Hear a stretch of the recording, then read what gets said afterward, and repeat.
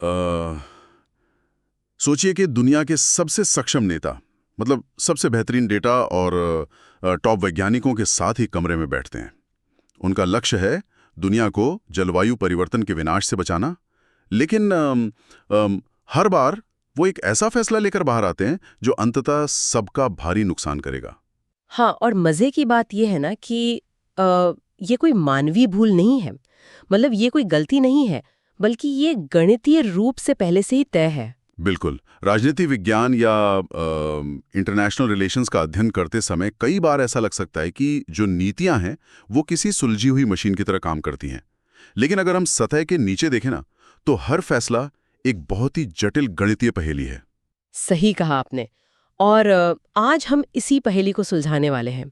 हम SM. अमाडे, Andrew जेलमन और doctor दियाओ Gilani जैसे विद्वानों के जो रिसर्च पेपर्स हैं, उनके एक बड़े स्टैक का गहन विश्लेषण या कहें डीप डाइव कर रहे हैं। हाँ, ताकि हम गेम थ्योरी और खासतौर पे जो प्रिजनर्स डिलेमा है उसके उस तंत्र को डिकोड कर सकें जो वैश्विक कूटनीति से लेकर हमारे रोजमर्रा के मतदान तक को कंट्रोल करता है।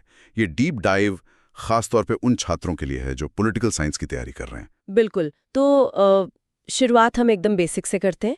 प्रिजनर्स डिलेमा का वो बुनियादी मॉडल जो राजनीति विज्ञान के हर पहले सेमेस्टर में पढ़ाया जाता है। जॉन और डेविड नाम के दो लोग हैं। पुलिस ने उन्हें अलग अलग कमरों में पूछताछ के लिए रखा है। हाँ, वो क्लासिक उदाहरण। एकदम। अब देखिए, शर्त यह है कि अगर दोनों चुप रहें, मतलब सहयोग करें, तो दोनों को सिर्फ 1-1 साल की सजा मिलेगी। और अगर दोनों एक दूसरे को धोखा दे दें तो दोनों को 3-3 साल की सजा। लेकिन पेंच ये है कि अगर एक धोखा देता है और दूसरा चुप रहता है तो धोखा देने वाला पूरी तरह छूट जाता है और बेचारे चुप रहने वाले को 5 साल की सजा मिल जाती है। सही बात है। और क्योंकि वो दोनों एक दूसरे पे भरोसा नहीं कर सकते, वो हमेशा अपना व्यक्तिगत स्वार्थ ही चुनते हैं और नतीजा, दोनों एक दूसरे को धोखा देते हैं और ज्यादा सजा भुगतते हैं। ये एक वन शॉट गेम का बहुत ही साधारण मैट्रिक्स है। इसको मैं एक और तरीके से समझाता हूँ। मतलब ये कुछ वैसा ही है जैसे दो बड़ी कंपनियां ले लीजिए, मान लीजिए कोका कोला और पेप्सी।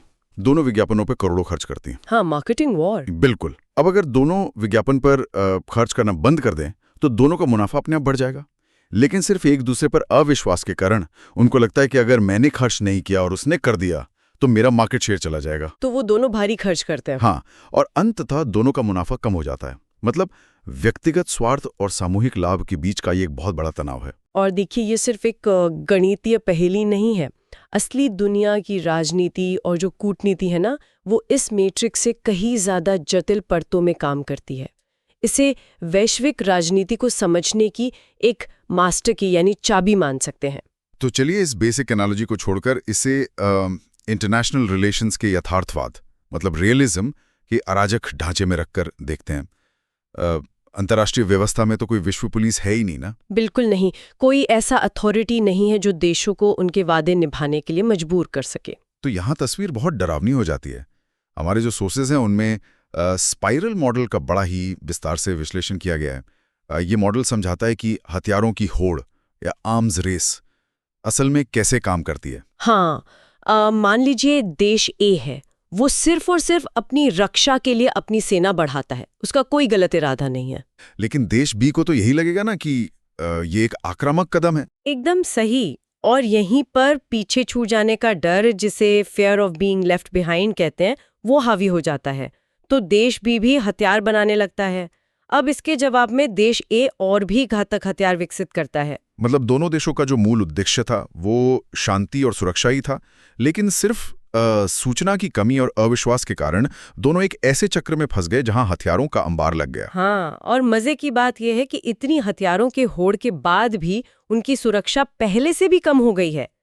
ये जो स्पाइरल मॉडल है, ये विशुद्ध रूप से प्रिजनर्स डिलेमा का ही एक बहुत बड़ा रूप है, जहां सहयोग करना हमेशा सबसे ज्यादा जोखिम भरा लगता है। लेकिन यहां मुझे ना एक बहुत बड़ा विरोधाभास नजर आता है। कैसा विरोधाभास? देखिए, अगर गेम थ्योरी का ये स्पाइरल मॉडल इतना ही अचूक है और पीछे छूट जाने का डर इतना ही हावी रहता है, तो फिर शीत युद्ध के बाद आज दुनिया के हर देश के पास परमाणु बम क्यों नहीं है? ये बहुत ही तार्किक सवाल है। है ना? मतलब गणितीय रूप से तो अब तक हर किसी को इस हथियारों की होड़ में शामिल होकर अपने अपने परमाणु हथियार बना लेने चाहिए थे। बिल्कुल, लेकिन यहीं पर बाल्सकार्ड और जेनसन का जो डायनामिक आर्म्स रेस मॉडल है वो इस विरोधाभास की बहुत सटीक व्याख्या करता है। देखिए, स्पाइरल मॉडल जो है ना वो एक स्थिर स्थिति को मान के चलता है, लेकिन डायनामिक मॉडल में जो पे ऑफ मैट्रिक्स है वो समय के साथ बदलता रहता है। अच्छा, तो समय के साथ क्या बदलता है? पीछे छूट जाने के डर के साथ साथ एक और बहुत मजबूत मनोवैज्ञानिक और रणनीतिक तंत्र काम करता है, जिसे कहते हैं हथियारों की होड़ शुरू करने का डर या fear of setting off an arms race. ओहो, मतलब डायनामिक मॉडल ये गणितीय रूप से साबित करता है कि जब हथियार बहुत ज्यादा विनाशकारी हो जाते हैं तो पहली चाल चलने की जो लागत है वो अचानक से बहुत बढ़ जाती है। एकदम। तो इसका मतलब ये है कि अगर कोई शांति प्रिय देश सिर्फ अपनी सुरक्षा के लिए भी हथियार बनाना शुरू करता है तो वो अनजाने में ही अपने किसी शक्तिशाली दुश्मन को उकसा देगा, एक ऐसा दुश्मन जो शायद अभी तक शांत बैठा था। तो इसी उकसावे की लागत या कॉस्ट के कारण कई देश स्वेच्छा से, मतलब अपनी मर्जी से, गैर परमाणु स्थिति चुनते हैं। बिल्कुल, और यही वो बिंदु आता है जहां उदारवाद यानी लिबरलिज्म का डिटरेंस या कहें प्रतिरोध तंत्र काम करता है। संचार, सामान्य लक्ष्य और तकनीकी समझ के माध्यम से देश ये महसूस करते हैं कि सिर्फ हथियार बनाने से सुरक्षा नहीं मिलेगी, बल्कि एक ऐसी होड़ शुरू हो जाएगी जो दोनों के लिए ही पूरी तरह विनाशकारी होगी। हाँ, तो ये साझा विनाश का डर ही असल में संवाद और संधियों का आधार बन जाता है। बहुत ही दिलचस्प। तो चलिए अब इसे कूटनीति के पटल से हटाकर थोड़ा वैचारिक स्तर पर देखते हैं, मतलब विचारधारा के स्तर पर। हमारे सोर्सेज में एसएम अमाडे का शोध है जो एक बहुत ही गहरा दावा करता है। हाँ, उनका काम बहुत ही प्रभावशाली है पॉलिटिकल इकोनॉमी के नजरिए से। बिल्कुल, उनका तर्क यह है कि गेम थियरी ने केवल राजनीति को नहीं बदला, बल्कि इसने हमारी विचारधारा के मूल स्वरूप को ही पूरी तरह बदल कर रख दिया। मतलब क्लासिकल लिबरलिज्म से नियो लिबरलिज्म तक का जो सफर है वो गेम थियरी की ही देन है। देखिए, अमाडे का शोध इस बात पर गहराई से प्रहार करता है कि हमारी व्यवस्था ने इंसान को देखना कैसे शुरू किया। जॉन लॉक या जॉन स्टुअर्ट मिल का जो क्लासिकल लिबरलिज्म था, उसका केंद्र क्या था? नो हार्म प्रिंसिपल, यानी आप स्वतंत्र हैं लेकिन तब तक जब तक आप दूसरों को कोई नुकसान नहीं पहुंचाते। बिल्कुल, ये एक तरह की समुदाय आधारित सोच थी जहां आपसी सम्मान का एक बुनियादी स्तर मौजूद था। लेकिन फिर शीत युद्ध का दौर आता है और जो अमेरिकी राष्ट्रीय सुरक्षा राज्य था उसने गेम थ्योरी को एक वैचारिक हथियार बना दिया। एकदम सही कह रहे हैं आप। अमाडे बहुत स्पष्ट रूप से बताती हैं कि कैसे शीत युद्ध की जो परमाणु रणनीति थी उसने इस नो हार्म वाले इंसान को उठाकर एक रणनीतिक तर्कशील कर्ता में बदल दिया, जिसे हम स्ट्रेटेजिक रैशनल एक्टर कहते हैं। मतलब ऐसा एक्टर जो हमेशा सिर्फ अपना फायदा देखता है। जैसे परमाणु कूटनीति में जहां न्यूक्लियर चिकन गेम खेला जा रहा था वहां तो नैतिकता के लिए कोई जगह ही नहीं थी। बिल्कुल नहीं, वहां सिर्फ ये देखना होता था कि सामने वाला कब झुकेगा। और सबसे बड़ी बात ये हुई कि जब इस सैन्य ढांचे को, इस मिलिट्री माइंडसेट को उठाकर हमारी राजनीतिक अर्थव्यवस्था और घरेलू राजनीति पर लागू किया गया तो वहीं से नियो लिबरलिज्म का जन्म हुआ। इसको मैं ऐसे समझ पा रहा हूं कि जैसे समाज अब एक समुदाय नहीं रहा बल्कि एक विशाल शतरंज का बोर्ड बन गया है। हाँ, शतरंज की बिसात। बिल्कुल, जहां हर इंसान, चाहे वो कोई आम नागरिक हो, कोई मतदाता हो या बाजार का कोई उपभोक्ता हो, वो केवल अपनी चालें चल रहा है और बस दूसरा को मात देने की सोच रहा है। और अमाडे के शोध के अनुसार नियो लिबरलिज्म इसी धारणा पर काम करता है कि हर लेन देन में, हर इंटरैक्शन में विनर्स और लूजर्स का होना तय है। इस सोच ने शासन और सहमति, जिसे हम कंसेंट कहते हैं, उसके पारंपरिक अर्थ ही बदल दिए। मतलब अब सरकारें नागरिकों को एक समुदाय के रूप में नहीं देखती। नहीं, वो उन्हें स्वार्थ से प्रेरित यूटिलिटी मैक्सिमाइजर्स के रूप में देखती हैं। इस पूरी रणनीतिक सोच ने हम सभी को एक ऐसी निरंतर प्रतिस्पर्धा में धकेल दिया है जो कभी खत्म नहीं होती। ये तो काफी चिंताजनक है। खैर, चलिए अब इस रणनीतिक तर्कशील कर्ता वाले कॉन्सेप्ट को हम उस मुद्दे पे लागू करते हैं जो शायद हम सबका भविष्य तय करेगा, और वो है जलवायु परिवर्तन। हाँ, क्लाइमेट चेंज गेम थ्योरी में से समझना बहुत जरूरी है। सोर्सेज में ट्रेजेडी ऑफ द कॉमन्स को एक एन प्लेयर प्रिजनर्स डिलेमा के रूप में विश्लेषित किया गया है। मतलब कल्पना कीजिए कि एक साझा चरागाह है। हर किसान सोचता है कि यार मैं एक गाय और चरा लूं, फायदा तो सारा मेरा होगा, लेकिन जो चरागाह का नुकसान होगा वो तो सब में बटेगा ना। बिल्कुल। और अंततः क्या होता है? चरागाह पूरी तरह खत्म हो जाता है। हाँ, तो ये एक आदर्श एन प्लेयर डिलेमा है, जहां व्यक्तिगत लाभ सामूहिक नुकसान पर हमेशा भारी पड़ता है। एकदम सही। लेकिन मेरा एक सवाल है, खासतौर पर कॉप सम्मेलनों को लेकर। हाँ, पूछिए। जलवायु परिवर्तन पर देशों के बीच तो दशकों से लगातार बातचीत हो रही है ना। हाँ। और गेम थ्योरी खुद कहती है कि अगर खिलाड़ी बार बार मिलते हैं तो वो एक सुपर गेम या रिपीटेड गेम बन जाता है। हाँ, रिपीटेड गेम का कॉन्सेप्ट है। तो ऐसे में तो उन्हें अंततः भविष्य के नुकसान से बचने के लिए सहयोग करना सीख जाना चाहिए। फिर जलवायु परिवर्तन वार्ताओं में ये सहयोग पनप क्यों नहीं? हाँ, यही सबसे बड़ा सवाल है। और डॉक्टर दयाब गिलानी का जो शोध है वो इस पहेली को बहुत ही तार्किक ढंग से सुलझाता है। उनका विश्लेषण ये साबित करता है कि जलवायु परिवर्तन की वार्ताओं को एक सुपर गेम मानना ही एक भारी भूल है। अरे, लेकिन ऐसा क्यों? क्योंकि ये वास्तव में अभी भी एक वन शॉट प्रिजनर्स डिलेमा ही है। देश चाहे कितनी भी बार मिल लें, खेल हर बार नया होता है। ऐसा कैसे संभव है? मतलब मीटिंग्स तो हर साल होती हैं, नए फ्रेमवर्क्स बनते हैं, वादे किए जाते हैं। देखिए, इसका कारण है हमारी वेस्टफीलियन राज्य प्रणाली का मूल ढांचा। इस प्रणाली में हर राष्ट्र पूरी तरह से संप्रभु है, यानी सॉवरेन है। दुनिया में कोई भी ऐसी विश्व सरकार नहीं है जो किसी देश पर अपना निर्णय थोप सके या उन पर कोई जुर्माना लगा सके। समझ रहा हूँ। तो होता यह है कि हर बार जब देश बातचीत की मेज पर बैठते हैं तो उनके व्यक्तिगत हित और उनका जो पे ऑफ मैट्रिक्स है वो बिल्कुल वैसे ही शून्य पर रीसेट हो जाते हैं जैसे वो पिछली बार थे। कोई भी अपना आर्थिक विकास रोककर पर्यावरण के लिए पहली कुर्बानी नहीं देना चाहता। तो मतलब जो अमेरिका और चीन, ब्राजील, भारत, जिसे हम सीबीआई देश कहते हैं, हाँ, उनके बीच की खींचतान इसका एकदम सटीक उदाहरण है। बिल्कुल। विकसित देश चाहते हैं कि विकासशील देश अपना उत्सर्जन कम करें, जबकि विकासशील देश अपनी ऐतिहासिक जिम्मेदारी का हवाला देते हैं कि भाई प्रदूषण तो पहले तुमने फैलाया है। हाँ, और इसी अविश्वास के कारण कोई भी फर्स्ट मूवर नहीं बनना चाहता। इसके अलावा डॉक्टर गिलानी के शोध में द इमीडिएट थ्रेट फैक्टर का भी एक बहुत ही महत्वपूर्ण गणित है। इमीडिएट थ्रेट फैक्टर मतलब तात्कालिक खतरे वाला कोई सिद्धांत? जी, हमें पीढ़ियों के बीच यानी इंटरजेनरेशनल और एक ही पीढ़ी के भीतर के दुविधाओं को समझना होगा।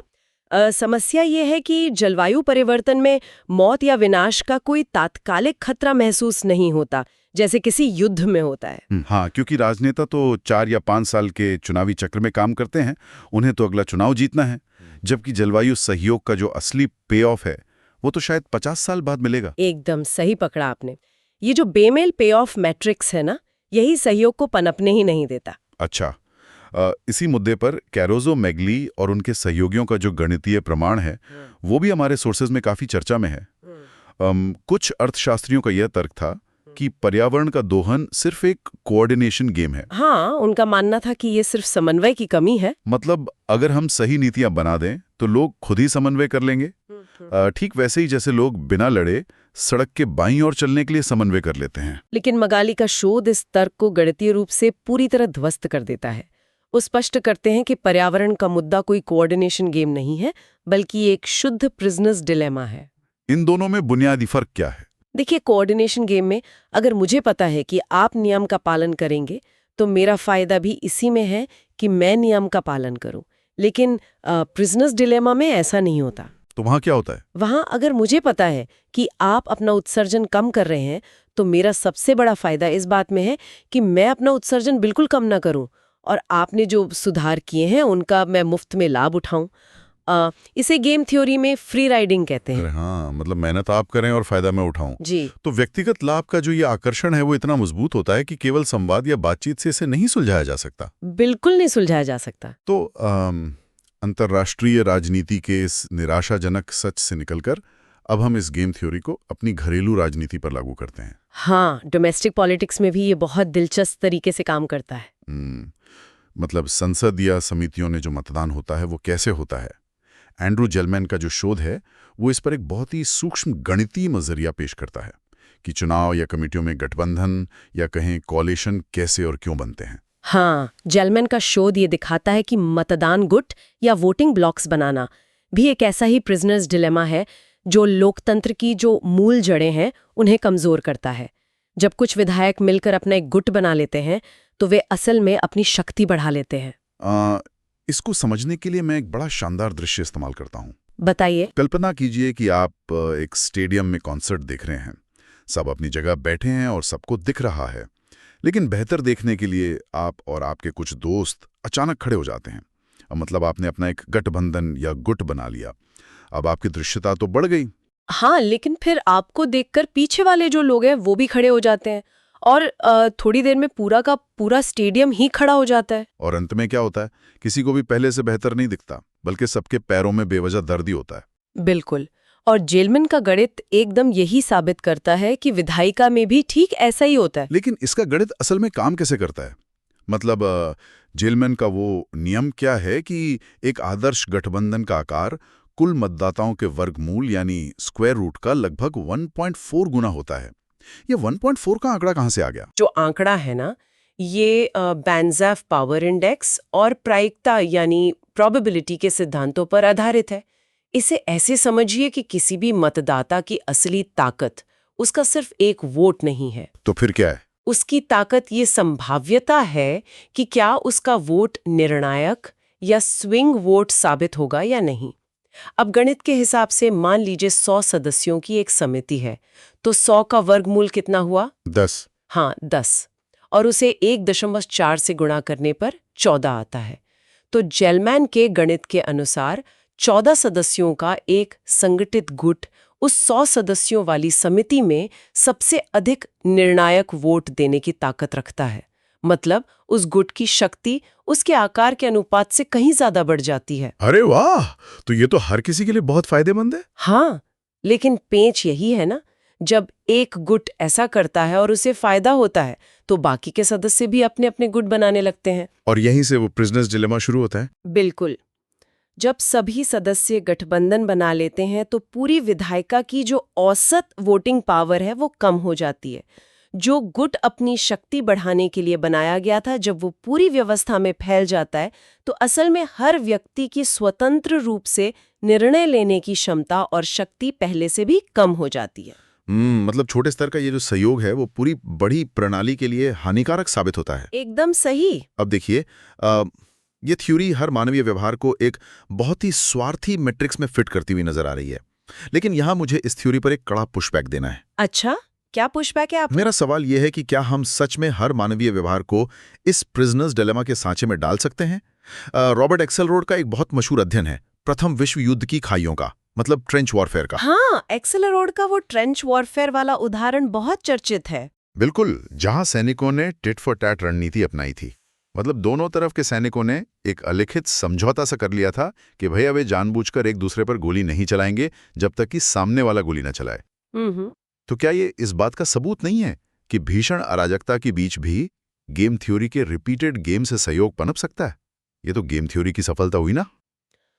देखिए, एक्सेलरोड का वो उदाहरण लोकप्रिय बहुत है, लेकिन अगर हम जेलमैन के आलोचनात्मक विश्लेषण को करीब से पढ़ें तो ये धारणा पूरी तरह से ढह जाती है। वो कैसे?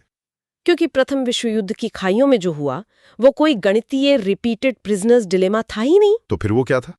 मतलब अगर वो गेम थ्योरी नहीं थी तो सैनिकों ने गोली क्यों नहीं चलाई? उन्होंने गोली इसलिए नहीं चलाई क्योंकि गोली ना चलाने से उनके जीवन को एक तात्कालिक मतलब इमीडिएट सुरक्षा मिल रही थी।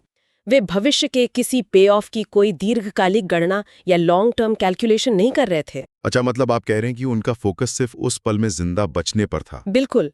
एक सैनिक के लिए अगले 1 मिनट तक जिंदा रहना ही सबसे बड़ा पे ऑफ है। इसे हम अस्तित्व बचाने की बुनियादी मानवीय प्रवृत्ति कहते हैं, कोई स्ट्रेटेजिक गेम नहीं। अच्छा, मतलब वे कोई गेम थ्योरी का मैट्रिक्स बैठकर सॉल्व नहीं कर रहे थे खाइयों में। नहीं, वे सिर्फ जिंदा रहने की बुनियादी कोशिश कर रहे थे। एकदम। और ये साबित करता है कि कई बार हमारा जो अकादमिक जगत है वो जहां जटिल रणनीतियों और गेम थ्योरी को खोजने की कोशिश करता है, वहां सिर्फ और सिर्फ बुनियादी जीव विज्ञान और तत्काल उत्तरजीविता यानी सर्वाइवल इंस्टिंक्ट काम कर रही होती है। हम इतिहास की हर घटना को जबरदस्ती एक गणितीय मॉडल में फिट नहीं कर सकते। ये वाकई सोचने वाली बात है।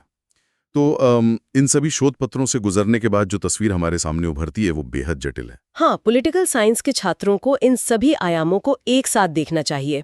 बिल्कुल, हमने देखा कि कैसे स्पाइरल मॉडल हथियारों की होड़ को समझाता है, फिर कैसे अमांडे के अनुसार नवउदारवाद ने हमें महज एक रणनीतिक कर्ता या मोहरा बना दिया है, और कैसे संप्रभुता के कारण जो जलवायु परिवर्तन है वो आज भी एक वन शॉट डिलेमा बना हुआ है।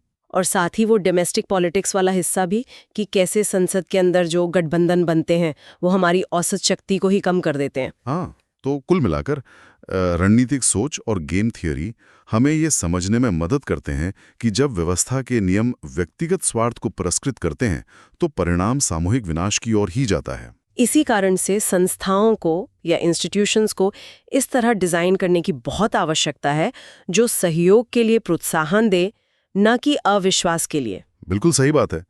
लेकिन इन तमाम मॉडल्स और थ्योरीज को समझने के बाद एक बहुत ही गहरा और उत्तेजक विचार मेरे जहन में आता है, जिसे मैं आज यहीं छोड़ना चाहूंगा हमारे श्रोताओं के लिए। बताइए। क्या गेम थियोरी के ये सारे मॉडल केवल दुनिया की कड़वी सच्चाइयों का वर्णन करते हैं, या फिर क्या हर सामाजिक, राजनीतिक और कूटनीतिक रिश्ते को एक शतरंज की बिसात मानकर या एक प्रिजनर्स डिलेमा मानकर हमने अनजाने में खुद ही एक ऐसी दुनिया का निर्माण कर लिया है जो केवल स्वार्थ और अविश्वास पर चलती है? ये तो काफी गहरा सवाल है ना? यदि हम शुरुआत से ही ये मान लें कि सामने वाला हमेशा हमें धोखा ही देगा, तो क्या हम कभी एक भरोसेमंद समाज का निर्माण कर पाएंगे? क्या हम कभी इस मैट्रिक्स से बाहर निकल पाएंगे? इस पर जरूर सोचिएगा। आज के डीप डाइव में बस इतना ही।